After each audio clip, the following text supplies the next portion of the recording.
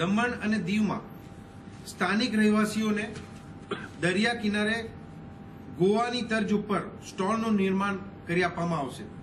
ગોવાની તર્જ પર સ્ટોલનું નિર્માણ કરી આપવામાં આવશે, જે લોકલ સ્થાનિક રહેવાસીઓ જે બીચ આપણે કે બીચ સેક જે લગાવીને જે ગુજરાન ચલાવી રહ્યા છે એમને આ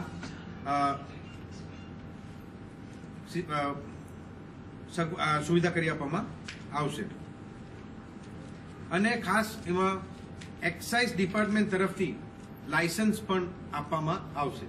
એક્સાઇઝ ડિપાર્ટમેન્ટ તરફથી અમને લાયસન્સ આપવામાં આવશે, જે ગોવામાં લાયસન્સ જે પદ્ધતિથી આપી રહ્યા છે એ રીતે એમને પણ લાયસન્સ આપવામાં આવશે.